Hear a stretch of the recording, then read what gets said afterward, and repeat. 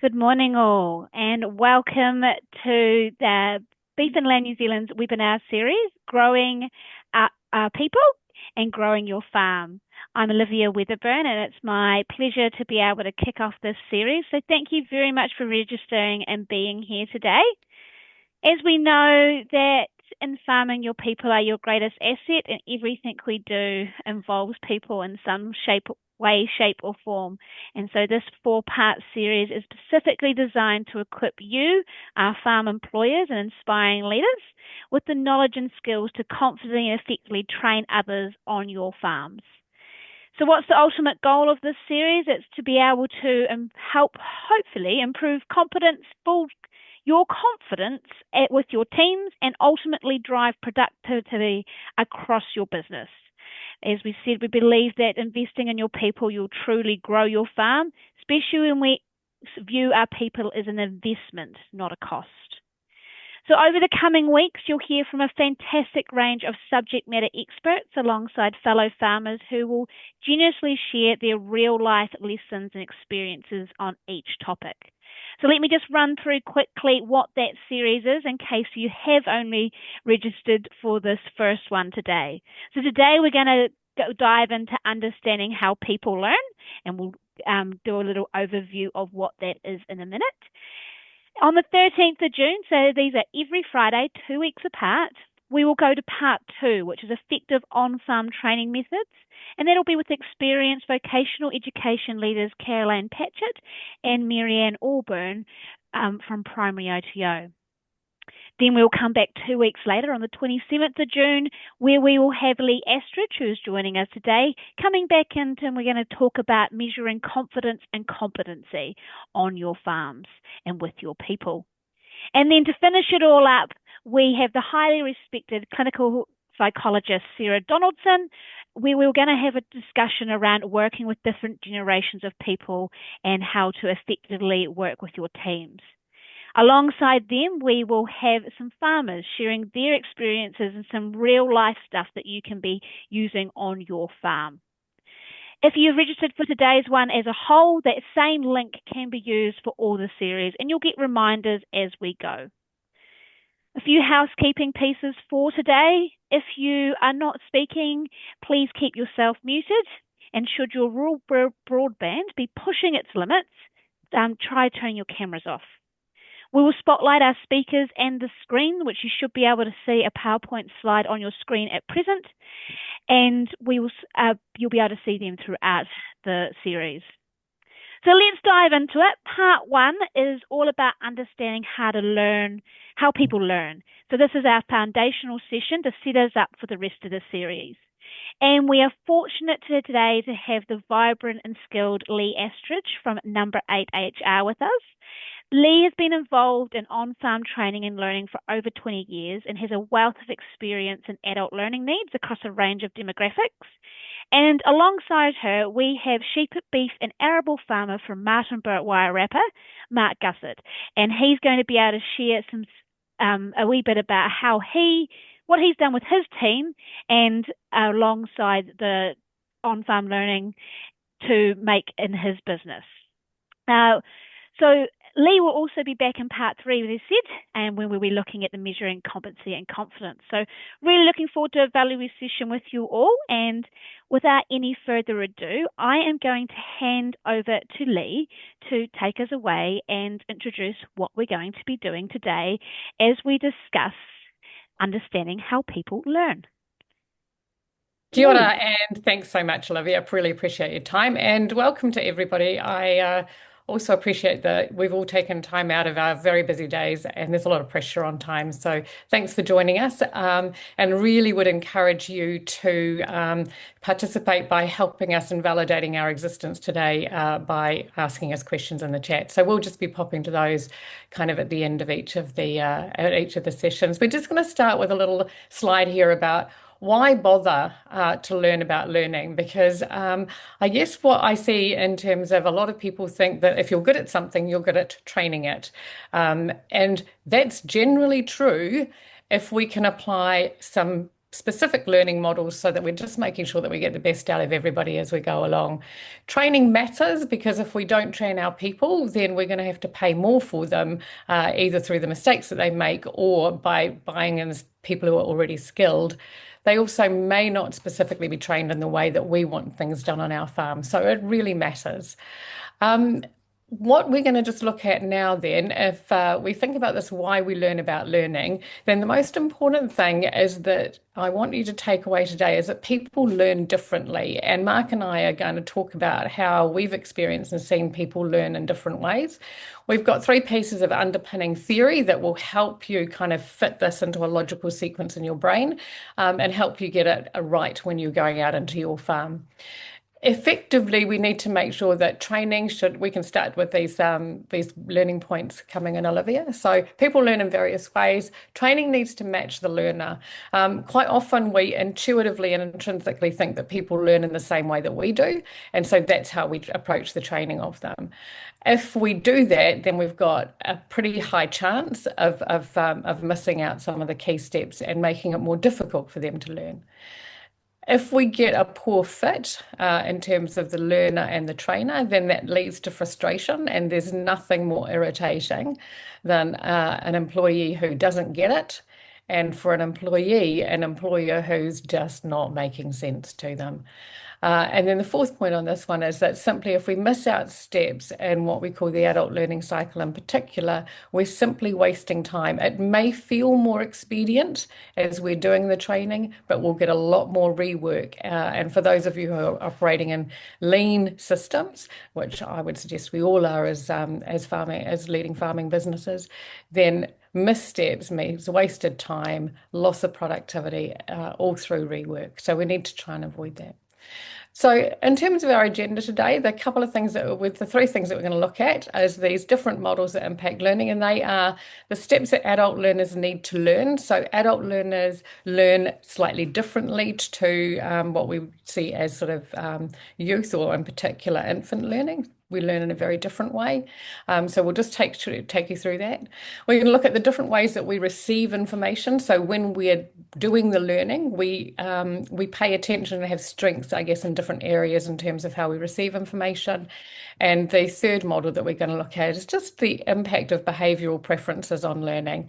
And Mark has, in our prep, has been great in terms of bringing to life these things, and we'll be looking to Mark to help us with examples as we go through each of those. So let's kick off with our first model, if you like, which is the adult learner cycle, if you like. So starting at the top here, and this is sort of deliberately, this looks at like a DNA kind of sync because this is a DNA programmed thing. So the first thing that an adult learner tends to need to do and want to do is to actually do it, to try it. All right, so act on it, do it, try it. That then gives them a sense of what it is that they're needing to do and understand. It's quite a tactile step. And then they need to be able to think about how it went. So I'm kind of talking about the red pieces here. The more kind of, I guess, complex analysis is in what's in the blue dot. So they need to do it, they need to think about it, they then need some time to reflect on that and kind of work out, if I do it again, what am I going to do differently? And then they need to try it again.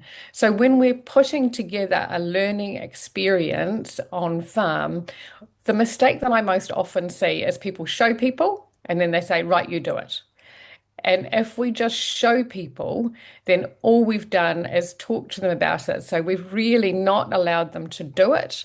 We've not allowed them to have the reflective time to think about it or learn from it before they have to pick it up and do it themselves.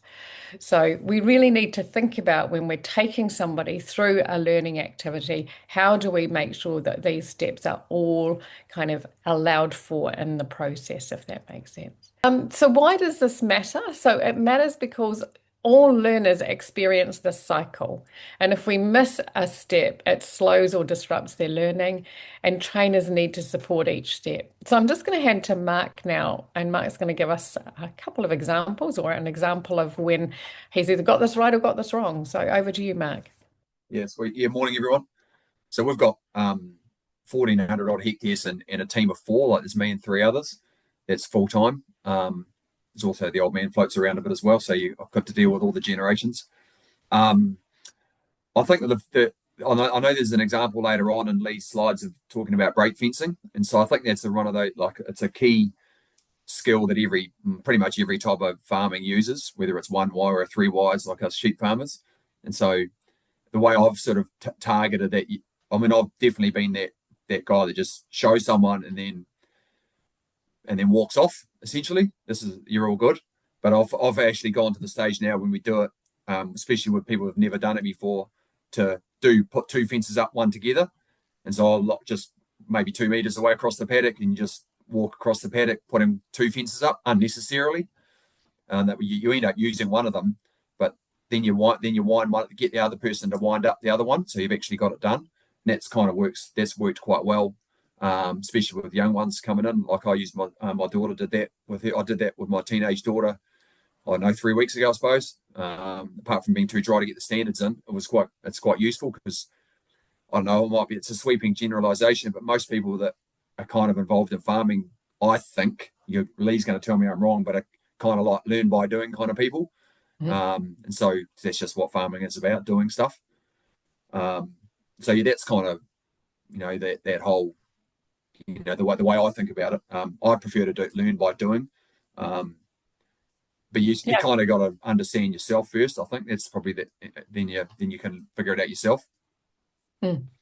Yeah, no, that's a great example, because what you're doing effectively, in that example that you're talking about, is you're merging that doing it and thinking about it and learning as you go through each of that step. So, putting the standards in, running the wire and all of those kinds of things. And you're just watching them when you're doing it, and you can explain, if you have the reel the other way, then the bit that spins around the hand, it won't be whacking you on the leg if you hold it in your other hand, or those sort of just little things like that to make it easier. And then you can have the discussion like, we always hook the power up at both ends or just at one end. So, because everyone's got if you left people to their own devices, they've all got their own way of putting up electric fences, I've found. And that's not a bad thing, of course, but I'm not too prescriptive, but that's the way I do it. Yeah. I think that's right, and I've always said that there, as many farmers in the world, there are different ways of putting up a break fence. I've got a story about what not to do for your poor learners when you're setting up a break fence, and this happened to me when I was demonstrating this model at a farming business, and I was striding out, putting the standards in the ground. And I didn't look back, because why do you look back? You just, you've got your eye on the fence post that you're headed for, and you're staying away and you're putting your standards in. And I turned around, and the little buggers had come behind me and moved my standards. So when I turned around, it was all wonk. My fence was wonky, and I really did sit there for a few seconds and think, what the hang? Can I not even walk straight now? So that was an example of what not to do when you're helping somebody with training, is to mess it up, but memorable just the same. As part of being on farm, they lead a bit of banter. Yeah, well, it stayed with me. I think that was about 15 years ago, so it certainly stayed with me for sure. Perfect. Okay, let's head into the next theory. So that's theory number one. We've got the learning cycle, the second theory. I nearly said section, didn't I? No, the second theory is about how we receive information. Now, some people refer to this as learning styles, but I prefer to look at it as the different ways that we receive information. And it's not definitive. So you're not only a visual learner, or not only an auditory learner, or not only a kinesthetic learner, or not only a read or write learner. It's often that we'll see a mixture of these in people. So, kinesthetic is the learn by doing, which Mark's talked about. And we do see that a lot in people who work on farm, as they like to be practical, hands-on people. We see it a lot in trades, any of those sort of professions where we're, hands-on doing stuff. We tend to see kinesthetic as being one of the key places or ways that people receive information, but it's often linked with another way. So visual is simply seeing things. So I learn by seeing somebody else do it, or by seeing what a good job looks like, and therefore that helps aid my learning. Auditory is like I like to hear, so I like hearing descriptions, and Mark's example before of setting up those two break fences in parallel, Mark talked about, being able to talk as he went along about and explaining why he was doing things. So that's really good for an auditory learner. We've got kinesthetic, and then we've got this read or write. So here's a little table, and this slide deck will be available to you as part of the webinar. So you can see here what the styles are, what the characteristics of them are, and some on-farm training tips and how you would actually incorporate these into your learning. So for visual people, use diagrams and show them how to do it.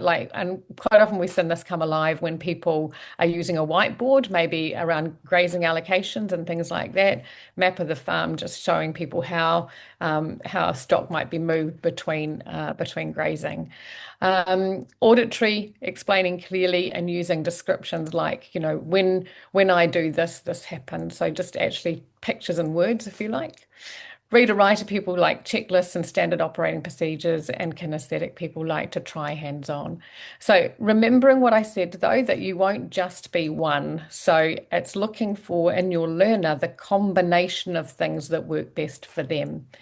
So look, I'm going to go to you now again, Mark, and see what examples you might have of this in your business. Yeah, so our sort of process each day is we meet in the mornings, first thing in the morning in our woolshed, and have a cup of tea and just talk about the various things that are going on, and not just what we're doing, but also I think part of I've got a 2IC that looks, he's my stock manager, so he looks after all the stock shifts and the plans and things like that. So he'll come with a written list of, move them from 35 acres to flaxes or something like that, paddock names, one to the other, and there'll be a list of various things divvied up by different farms and different people. And so there's two other shepherds that sort of report to Jasper, and so they'll take one of them will take a photo of that, and then he'll write it down himself, because that's in his notebook. He's the youngest guy, and he's learnt, and I've talked to him about this. So I said to him, "Well, how come you thought your young ones all just sort of took a photo of things?" But he actually says, "I just never remember. And, I can take a photo, so I've got to go back to the list." So he's quite insightful for a 24-year-old. And he actually gets his little notebook out and copies it all down. So and he says and he must have done one of these courses before, because he writes it all down as well as we're talking about it. And then the other guy takes the list. He takes a photo and then puts the list in his pocket. And then the other guy's very much a details focused fella. And so he'll take the list, and then as soon as you give him the list, though, he's not listening to anything we're saying. And he's just very focused on what's in the list. And then we might be talking about something else, and you go, "Oh, well, that shift here, there's such and such a problem, or that won't work because for whatever reason," or what. He's just sort of asking questions. And so that's his way of doing it. He's not someone that's going to be questioning too much. He's just going to not immediately. The questions come later. He's sort of got the bit of paper, and he's thinking about the detail, and then you can expect throughout the day 2 or 3 phone calls from him, just checking that he's got it right. And I used to think it was a bit of a pain in the ass, because didn't we already talk about this? But he's just very details focused, and that's once I sort of realised that it's better that way, because he's going to get it right every time. And if I'd have, I'm more of a I shall be right kind of guy, and so then that causes problems in itself. But I mean, so I'm a bit quicker doing things, but I might get the odd thing wrong. See, the other guy's a lot slower and more process driven, but it's always on point. So he's the guy you want to we use. If he sees things are good, it's going to be done to a better level than what anyone else would have done. So it's actually especially if you get someone to fix something, if he says, "Oh no, it's pretty decent," we're sorted. Sweet.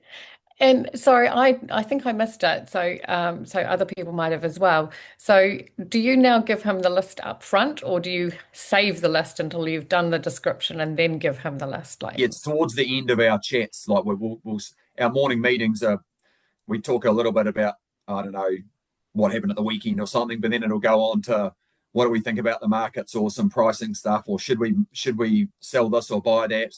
And then as the chat goes on, after maybe 15 minutes or so, it'll evolve to, okay, so today we're going to be doing, well, this week we might be doing this. And then the list will come out. He passed like Jas will pass it to Geordie. Geordie will take a photo and write it down. Then he'll give it to Mike, who'll take a photo, then also read through it and then put it in his pocket. So it's kind of, we've learned to not give it to him early on because otherwise he doesn't listen. And it's not that he doesn't listen, but you can see he's trying to listen and contribute to the discussion, but then he's also trying to think about what's in his notes. And so, just sort of, I don't know if the word's overloading him, but it's just not the way he rolls. So it's really hard for him and because we all wanted to contribute to the discussion, but he's thinking about what's in front of him. Yeah. Excellent. Great example. And also an example of how you've learnt by watching what's gone on. Super impressive that he's done all of that kind of reflection around his particular learning style, right? And he's kind of worked that out. The guy who's writing it down, taking the list, but then making his own copy of it. Really self-aware. That's great. We don't see that too often. Really helpful. Yeah, we're going to talk about personality testing, but we've introduced the boys to this sort of stuff, and he had already done a little bit of it, so at where he was trained, so it's pretty cool. Yeah, awesome. Lee, just a question to add on to that, and you may be going to cover it, so feel free to push it back, but how do you go about working out what style your worker prefers, Mark? So you said you worked out that was what his style was. How did you initially go about working that out? And then, Lee, you might have some pieces there in regards to ways that people can work that out. Yeah, so I'd sort of had inklings that I wasn't getting it right, and we didn't really have too many problems with things. And then I knew that like our business expanded, and when I had to get better, and so I'd had some exposure over the years. I did a business course probably 10 years ago, and it did personality testing, and I know we're going to talk about that a bit later. But and so and that's part of our recruitment process and our whole sort of early on, and when people start here is understanding how they roll. And you spend a lot of time talking with the guys about what I'm like, first of all, because I'm probably the cause of most problems around the place, if I'm completely honest. And so you have to understand yourself, and then and I'm explaining to them, like, sometimes I might say, I'll shoot my mouth off without thinking too much. I'm kind of learn and be a bit better at that, but it's just understanding the way we all roll, and then we've got it written down in a pamphlet, but how I roll with various staff members and how they roll with each other, all this sort of theory. But actually, the personality testing has probably been the driver of it all. And I did a course on it 3 or 4 years ago, and it was fantastic. It's kind of revolutionised the way that we think about people now. Cool. Yeah, and we are going to drop into that in a minute. I think the thing that I would add to that, just about the kind of the preference around receiving information, is watch. Like, watch what's going on when you're talking with your people, when you're trying to explain something to them. Because I find that in farming, we're pretty authentic, right? And so, you can see it when somebody's turning off. And as soon as somebody turns off, instead of kind of going, well, they're obviously not interested in doing this, actually kind of go, what's my job? What can I do differently to make them interested? Because I think we often kind of say it's about the learner, and that they're just, they can't be bothered, they're not interested. In reality, if we want them to learn, we have to really ask ourselves the question, what can I do differently? Which was Mark's point, is what can I do differently? And if you're currently, just sitting there and you're talking to them, then, you're really appealing to that auditory learner. And if somebody doesn't have that as one of the ways that they like to get information, you're going to have to do something different. So watch their reaction, and their reaction will help guide you. And you will literally see their eyes light up and change when you hit the things that they like. So when you hit maybe the guy who loves a list, literally as soon as you hand out a list, he will get super excited. If you've got the woman on your farm who likes doing things by touching, feeling, and learning, literally as soon as you pick up the standards and start walking towards doing something, they will light up. So look for that light up when you do an activity, and that will be I think the most effective way of finding finding out what their main learning styles are. And remember that they won't just have one, right? So here's some suggestions around setting up that break fence. So if you've got somebody who's visual, then on the whiteboard is great. Auditory, explain why and how. Read or write, hand them a printed checklist, step 1, step 2, steps 3, step 4. Kinesthetic, let them try it, and then give them that reflection time. So in each of these ways, we still need to make sure that we're following that adult learning. So the do it, reflect, learn, and then do it again. So that still needs to happen. It's just how are they best receiving information from us? One thing we've had, Lee, with is the different ways to explain things. And so we've got whiteboards of all the paddocks like common, but we've also got just the written, like old school bits of paper, like pads you can rip off with the farm maps on them. And so the whiteboards are great. You can see we're talking about a rotation in a certain area. Someone will get up and draw some arrows or something like that, and that that. And then I've got to have different coloured pens because I used to have this guy that he loved his colours and shit. So he'd have the whiteboard and it'd be colours everywhere, and I hated that. But it's just worked for him. And he'd have the red lines were a rotation, and have green lines around things. And he was just like colours and talking through things. Probably talk too much like me, but it was one of those things that was the way. And he's really expressive, but that's kind of how it worked for him. And so, so that's a great example of that sort of visual and auditory combination working together. Yeah, but I think also having the tools for them, like we don't even use those coloured pens now, but because he's moved on, but they were there and having that all there and ready for them, because someone else will pick them up in the future as well. And just if you don't know, if you haven't thought about it, then they're not there. Then it just you're not giving them an opportunity. Yeah, perfect example. Great. Our third theory, as promised, and obviously you can hear Mark's enthusiasm for this, is we're just going to look at the behavioural style program. Now, this is DISC. This is the one that Mark's used in his business. So the D stands for dominance, I for influence, S for steadiness, C for compliance.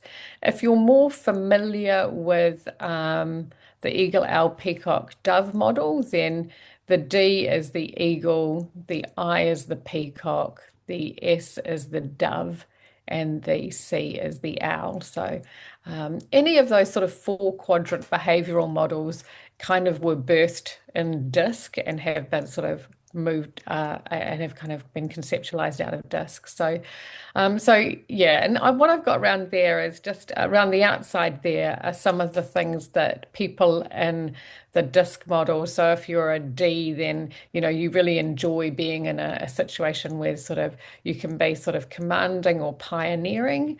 If you're in the S sort of frame, you like to kind of work in an inclusive, affirming, and sort of more humble kind of way. So again, we're just going to take a look at this in terms of this behavioural style on learning, which is the next slide. And I think that you'll see some things that kind of happen here. So the D style, which is the eagle, we sort of kind of label them in terms of learning. They're the racer.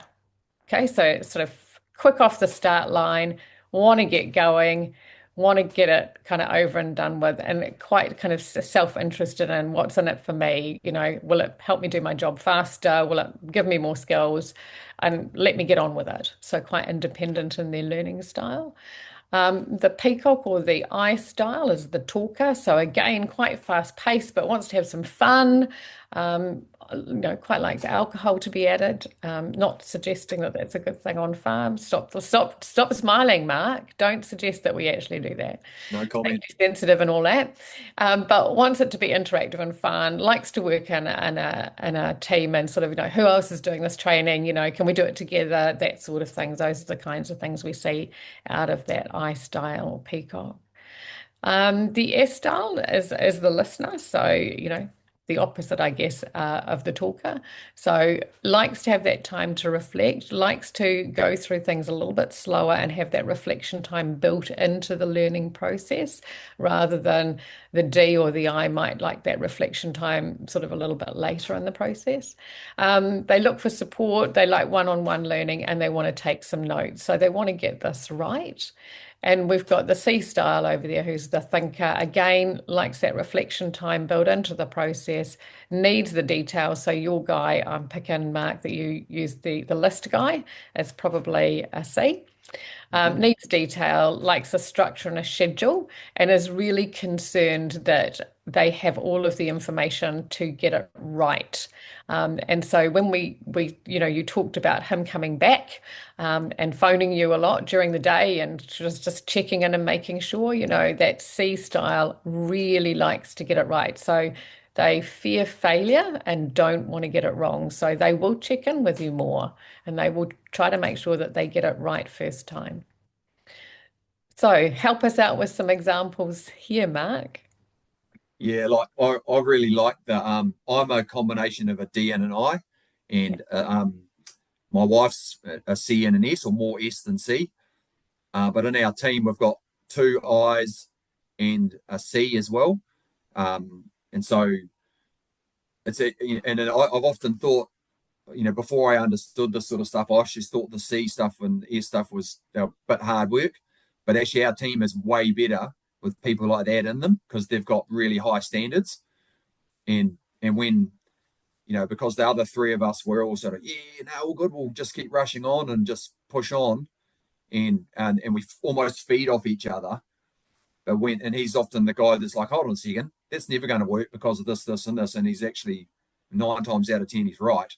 Mm-hmm. So you need, the more, we've kind of got people in amongst all of us that have got a bit of everything and strengths in different areas. And that's actually made us, once me being the D sort of domineering bastard, that once I realized all this sort of stuff, that actually made the whole boat go faster, rather than just about me thinking my way or the highway.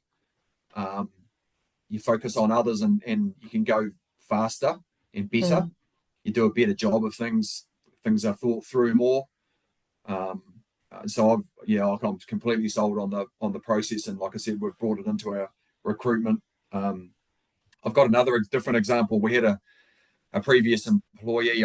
It's before we did the disc profiling stuff. I mean, he wanted to do business. He wanted to have his own livestock, and so we let him buy sort of a few lambs. He'd go to the sale yards and buy lambs on his own account. He set up a little business doing it himself. And I'd explained to him how GST works, for example, and you got to do this and you got to do that and blah blah blah, and pay. You buy stock plus you might be $120 for a lamb plus GST. Then you sell them and it's all the ins and outs of this sort of stuff. And I'd explained it to him because I thought that was the way to do it. And then after he'd done it for a while, he was like, just doing it was the best thing ever. Like, I'd sort of understood what you said. I think I'd understood, but once he actually was doing it and went through the process and paid the GST himself and got the refund or paid the GST payment, he said, I just get it now. Yeah. And so I've often had this view, like as my senior guys, I try and bring them into the office a bit and explain how to do business. Well, not do business, but what's involved in running a farm business, like wages, GST, budgeting, all that sort of thing, margins. And like I thought, because I'm a lot of things, but I've learnt that a page of numbers, like a spreadsheet, I can deal with that. That works for me. I can understand it, but there's not many people like me, I don't think, that like screeds of numbers. And I've brought these guys in thinking, oh yeah, they'll get that, and I'm explaining to them, and they're just, they're elsewhere. Their eyes are everywhere else except, and then just not getting it. And I just was banging my head against a brick wall, thinking, what the hell am I doing wrong here? And then I was sort of exposed to this sort of different styles of learning, and now it's graphs, pictures. Talking about what we've done on the job, or explaining. We remember how we bought these lambs for $150. We're going to sell them for this much, and this is the cost, and a bit of detail sometimes just talking details. So it's a mixing it up rather than just what works for me. Yeah, we've just got a question before you move on from there. Okay. So a question coming through in regards to how do you find people, how aware do you find people are about their own learning styles, and any tips or tricks around that? So just give me the question again, Olivia. So how aware do you find people are about their learning style? So when you've got a team, when you go, do you know your learning style? How aware are people of their learning styles? I don't think I've ever experienced anybody who, if I asked them that question, would be able to just say it back. I think we have to, the obligation is on us as the trainers to figure it out and to, as I say, look for those eyes light up moments. And you can also ask questions, and it's really good, if you know you've got a training session coming up and you're out sort of, fixing a trough or doing something with somebody the day before, ask them some questions, just kind of go like, what's the most important thing you think you've ever learned? And how did somebody, how did you learn that? Who taught you? How did you learn? And you'll get, if you find something that they've experienced that's been good and then ask them about it, that will then help you. Again, it's another good way of identifying, what is it that is really going to work for them. And it's going to be different for everybody. So when you start doing a group learning or training session, that's quite different to doing a one-to-one training session. Cool. Thanks, Lee. Did you have anything on that, Mark? Anything to add? Yeah, we don't hear I think a few people have heard about those, the eagle dove thing, and I wouldn't say it's common. People have heard of it, but our recruitment that's part of the process. Like we'll get to a short list. We might have 3 people on a short list, for example, and then we've got someone like Lee who does, who will speak to them about, would you be prepared to do a personality test, and psychometric testing, I think is the word I use. And so then, and you talk a bit about why we want to do it, so we can figure out how we all work together as a team. And then basically we pay the lead person she emails them a questionnaire, and then she has a Zoom call with them for only about 10 minutes. And then she'll report back to us, just confirming things, or, we don't give any sort of thoughts beforehand. We don't want to preempt what she's thinking, our expert. And so we will get her thoughts back on what each individual's person are. Will they fit in with this, that, or the other thing? Some red flags that we've missed, and there's often red flags. And then it's our call at the end who we employ. And then once and we still share them. Everyone who's been shortlisted, even if they don't get the job, we'll give them that report that we get. Yeah. Because I think it's the least we can do. It helps people understand themselves. Cool. Okay, team, a bit of a self-reflection moment for you here then. So think of a skill that you've learned well, and then just ask yourself these 3 questions. And we'd really like to see just some feedback or thoughts in the chat, please. So we're just going to give you 2 or 3 minutes just to have a little think on those questions. Sorry, you want us to put in the chat that what the process we went through, or whether we did experience those? But did the trainer go through the full learning cycle? How the information was given to you, or any adjustments? So you can pick one of those. So just to put in, or if you want to put your hand up and voice it, then you're more than welcome as well. That would be great. Cool. Yep. Okay. Go for it. So I guess, it's learning to put up a string, like a break fence or whatever, with the Kiwi Tech equipment, and someone showing us like a really efficient, like anyone can put one up, but a really efficient way that the people that actually design the gear do. And that was pretty cool. But I think it was just that he showed us where to go. We kept practicing. He'd give us tips. I mean, I think that's probably the process, wasn't it? Or I'm not sure. You know, that's great. Yeah. We kept practicing more than what Mark described. So whether that's the process or not, and the guy, like, we spent a good hour just doing that, and then it was moved on to learning how to handle power with bare hands and stuff like that. But yeah, and then I try and emulate that with staff when they come on, and for a start, it's I find it a bit awkward because everybody thinks they know how to put up a string, but they're actually really, compared to learning a really good method, they're quite slow. Yeah. Yeah. That's a great example. And also what's happening when you prolong the practice is the more practice you do, you're moving the learning from short into medium term memory. And so the more practice, the more reflection, the more practice you do in the moment, then the better that's going to be.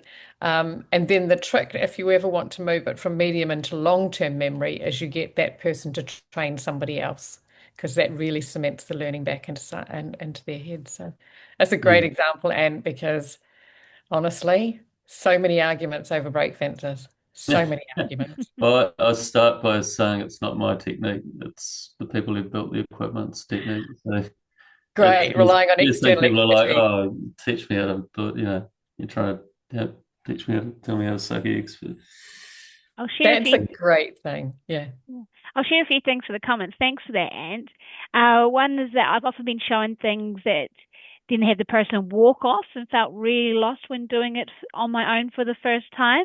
And it kind of links in well to this other one. And I learned by doing, by understanding that being shown and then being expected to do the same thing automatically and failing expectations of the manager is daunting.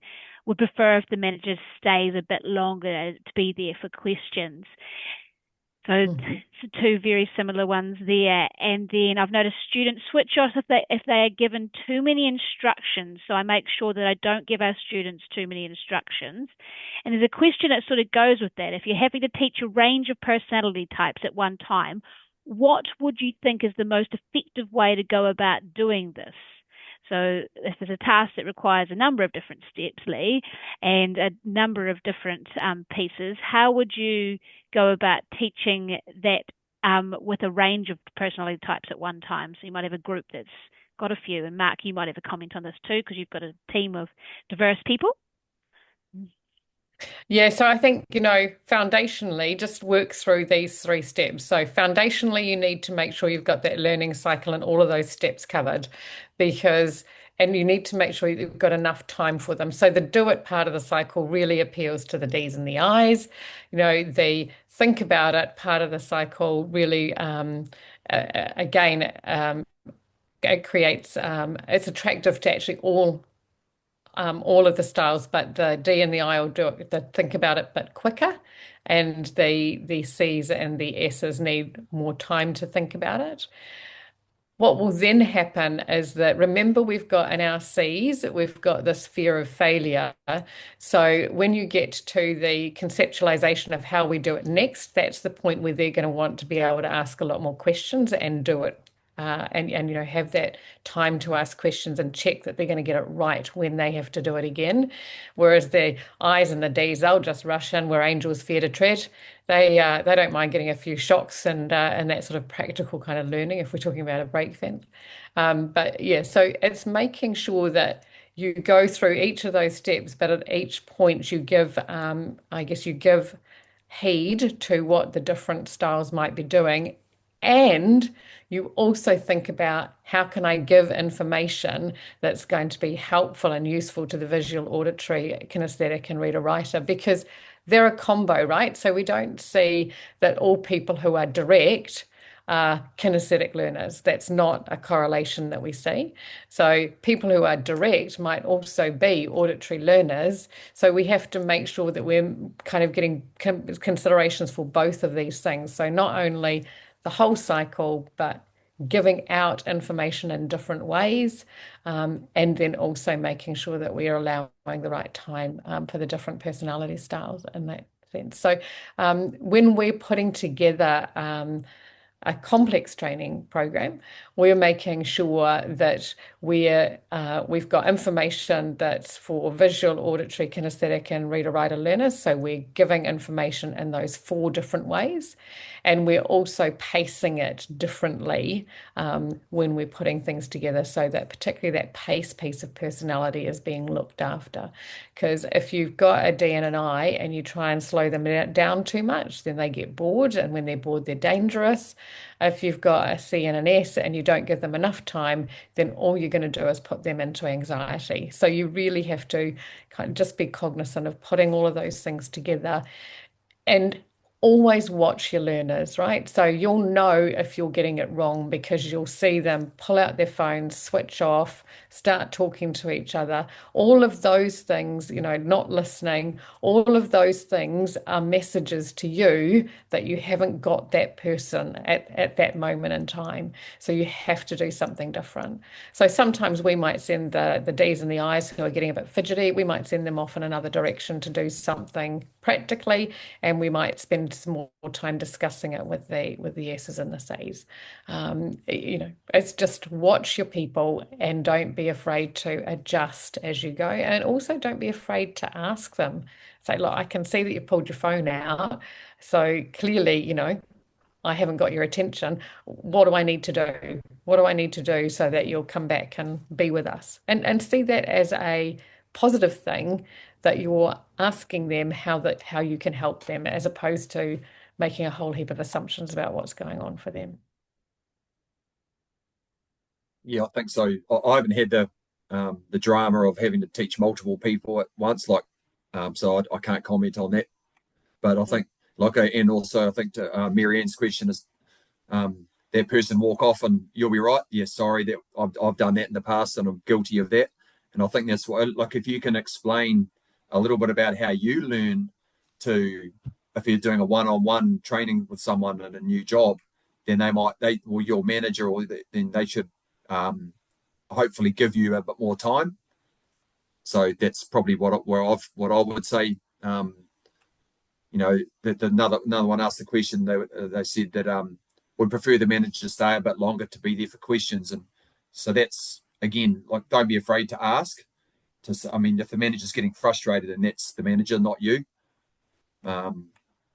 So yeah, it's tricky, but I think understanding yourself is the first place to start, because then you can at least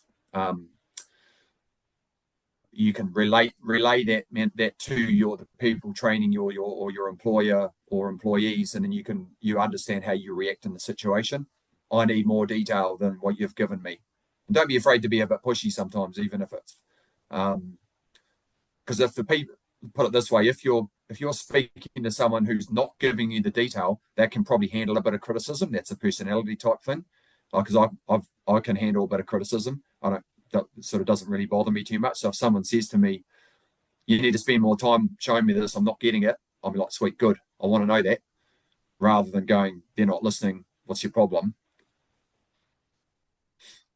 Mark, there's another comment here, and I'm wondering if you're potentially guilty of this in the past from just what you said. Not saying you are, but had a manager change instructions 5 times in 5 minutes, being annoyed. Become annoyed and then ask the questions to clarify. How do you set yourself up so that you're not becoming in that space too? Because when you get to that point, discussions after that can become quite awkward as well. Yeah, and that's again, I've had to go on a journey to learn about myself, and to know that I don't mind people asking me questions. I don't mind being challenged but I used to, but I am. My brain is quickly moving on to the next thing all the time, so I have to. It's on me. I actually think most of the time, rather than what other people are saying to me. I think it's more of I've learned to slow down when I'm giving instructions, or depending on who I'm speaking to, but slow down. And if the manager's changing instructions 5 times, and that's, you're probably within your rights to go, well, you just told me to do that this way. Is it this way or is it that way? But the boat will be going better if the instructions are clear and the person who's doing the job knows the task properly. So it's just a little bit of self-awareness from everyone there. Cool. I wonder if we just pop into the first of our case studies. So really interested so this is deliberately dairy, so that hopefully we're not offending anybody in the room.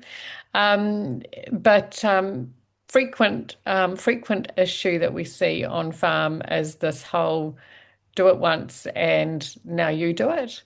So what we're asking you to do is just think about those discussion prompts. So what steps from the learning cycle did the farmer trainer follow? By implication, what did he maybe miss?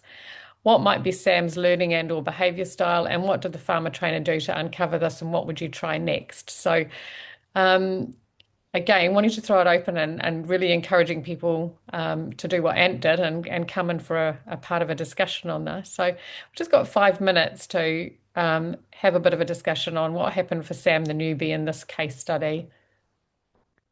We'll just read that out in case you can't see it on your phone. So Sam is 18 and just started his first job on farm.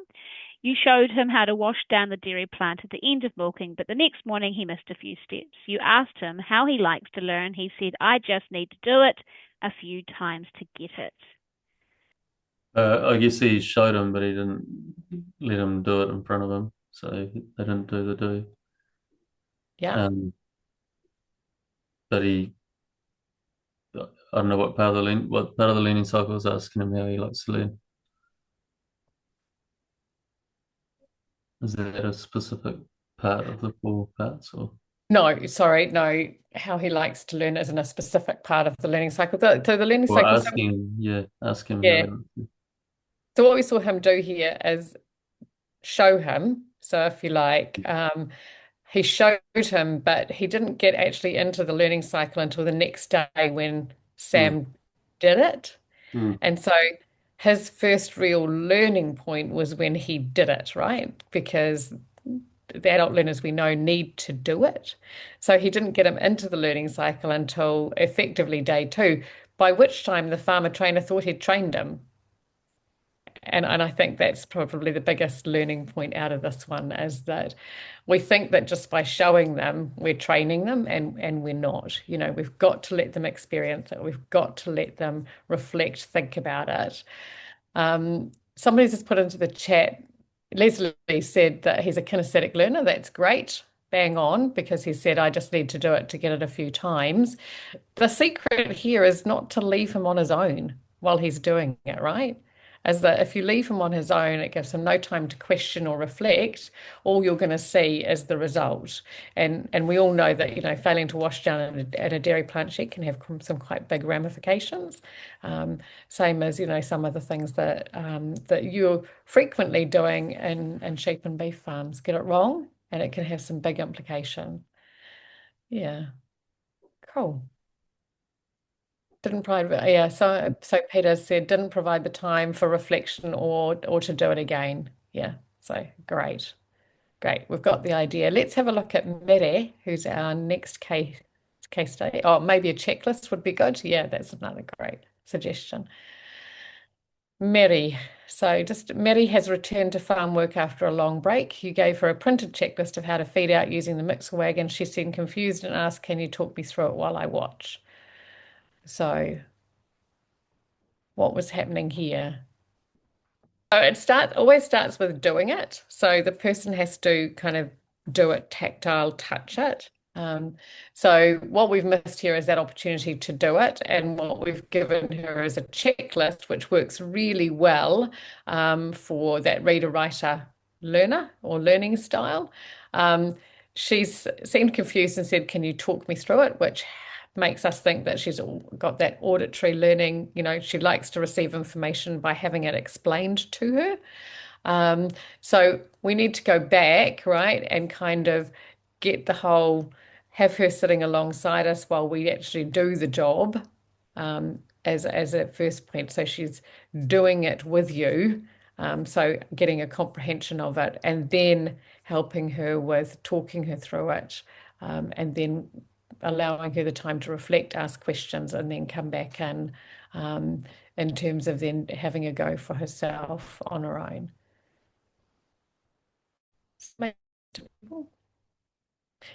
Yeah, well done, Marianne. Maddie learns by listening and not reading. Yeah, well done. Cool. And there's another one there. Written instructions can be easily misunderstood as everyone interprets things differently. And we know that. You send a text and people take it the wrong way. I'm sure we've all been in that boat. We've all messed that up. One thing we've talked about doing, we haven't actually got around to doing it yet, to be fair, is doing videos. Like, we've got a farm WhatsApp group, so we're putting various messages on there from time to time. Like, we've talked about, well, if we've got to bleed a certain water pump, we've got to do it on a weekly basis, not bleed it, but clean a filter out, to just video the process of it being done. And so that's something that's a standard operating procedure type thing, which works for some people, but also we need to have a written one as well. So, again, it's one of those things that we'll get around to, but yeah, it sounded like a good idea. We've talked about doing it, but we haven't quite got there yet. So, and I think we could all put our fingers on things in our business where we've done that, right? And it's that difficulty that we have as, leaders in small to medium-sized businesses with sacrificing the efficiency of time today for a longer term productivity gain. Yeah. Okay. Let's go to our tops tips page then. So what we're looking for here, this is to kind of encourage you in your reflection, but also kind of validate and make sure that we've kind of hit the mark. So top tips from you guys around tailoring training when you think about this learning cycle, how people receive information, and maybe this personalities piece. So what would be your top tips? I think we've got some coming in or have come in where we through the chat, but let's just dump. If we had one from everybody, we'd have some amazing tips here. Just suggesting. So edit into chat, put your hand up there, or maybe Mark, you maybe kick us off with one that you really go with.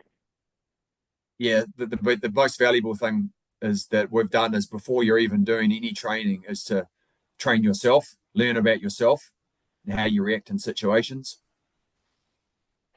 That's been the most valuable thing in our business.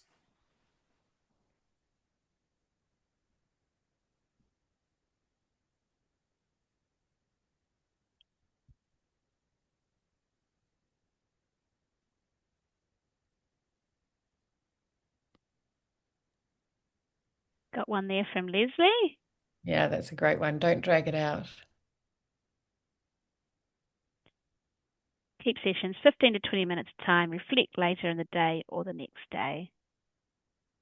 Great suggestion. Here they all come now. Do you want to read through those, Lee, and I'll add them to the board? Yeah, sure. So from Claire, asking how your staff like to receive an instruction and plan ahead so that they have time to think about things. From Julia, thank you. Do the activity with them. Be patient. Oh my goodness, yes. Peter, understand how your audience learns and vary how the information is presented. Paul, don't overload people with too much information. Puketia, thank you. I'm thinking that's a farm name. We always make sure we let everyone have a turn. Excellent. Excellent. Often, to be expedient, we just kind of go, does somebody want to volunteer? The volunteers are almost always D's or I's, right? Your reflective people miss out. Be patient with instructions. Try to do some written, some demonstration, some explanation to cater for the different learning styles, and let learners who are keen have a go while you're explaining.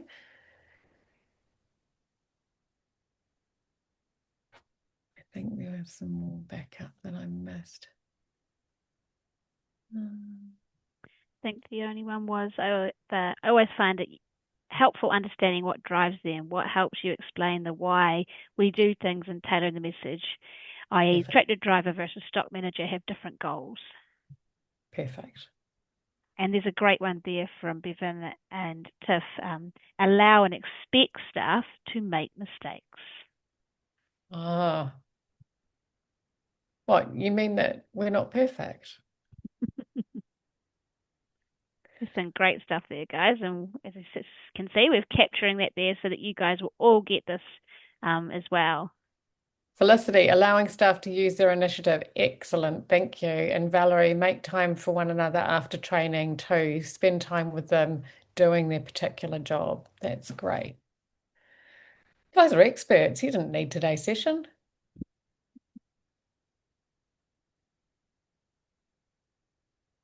Cool. So I think to sort of wrap things up there, Lee, how we just sort of do a bit of key takeaways, and then what I'm going to do is ask you guys to provide a little bit of feedback to us, and where from what you've learned today, what you would like some more support and what that may look like in this space. So is there anything in particular that was being discussed today that you'd actually like to dive into deeper? So Lee, I'll just let you work through the next piece in regards to the key takeaways. And yeah, sure. Look, I've got 3 points. So the things that I guess that I want you to really kind of remember are these 3 pieces of theory, because they will make you better. And all theory is a framework that you can hang the stuff that you intuitively know on, right? So I want you to be able to hold on to those 3 theories and be able to hang what you're intuitively doing on that, because that will then open the door to expanding what you do just that little bit more. Key thing around matching the training to the learner. So we're all different, and really take on board Mark's point too about I'm different, and how I interact with the learning session as the trainer is critical. Follow that learning cycle so that you're giving time for all of those things within the process. And then observe your people, ask and adapt. When you're in the training, don't kind of get stuck in this is the way I've set it up, so this is the way it has to be. Life isn't like that. Your training plan is a plan. If you get into it and it's not working, stop, ask some questions, and adapt the training so that you're getting value for the time that you're investing and also the time that your team's investing. Those are my big takeaways. What about for you, Mark? I really like those comments that people made that where was it? Just scrolling through it. Be careful how you react when a mistake is made. Like that's and allow and expect staffs to make mistakes, because that's human nature, isn't it? Like I think that's the bit that I've sort of found. Like you want people to make mistakes because then they'll remember, but also you want to choose where they can make a mistake. Like I'm not a dairy farmer, but I understand if you've mucked up your vat wash and you've got something in the vat that's no good, then you're going to have a financial penalty. So maybe that might be something that you want to make sure that's right. But then putting a brake fence up and having the cows break out, it's frustrating, but it's probably not mission critical. I really like it's learn about yourself, how you react when someone makes a mistake, because no one wants to get yelled at, and no one reacts well. Nothing actually is getting yelled at, and when that goes both ways. So that's kind of one thing I've learned over time. Just stay calm, go and jump in your ute and yell at the radio or something. That helps. Perfect. Well, thanks very much from me, and I'm sure thanks from Mark as well. Handing it back to you, Olivia.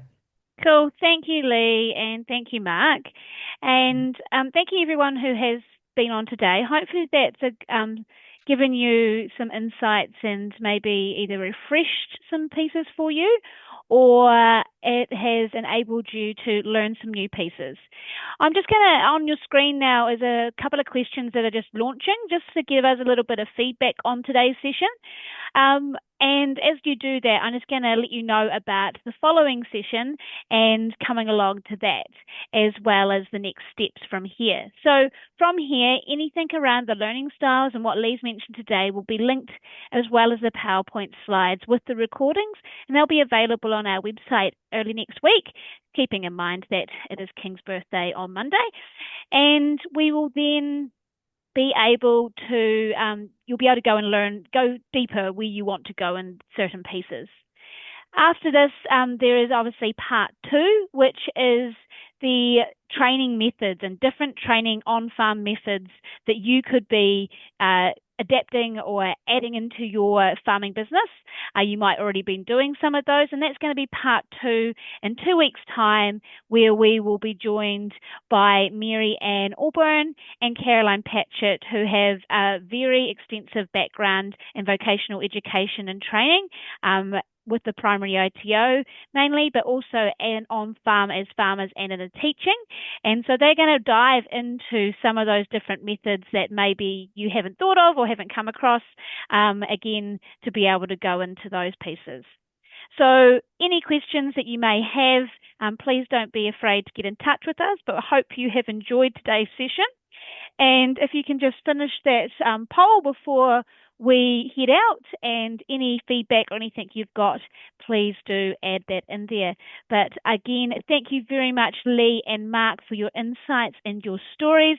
It's great to be able to put some of these real life experiences alongside some of these lessons and this new information, which I'm sure for some of you will be new.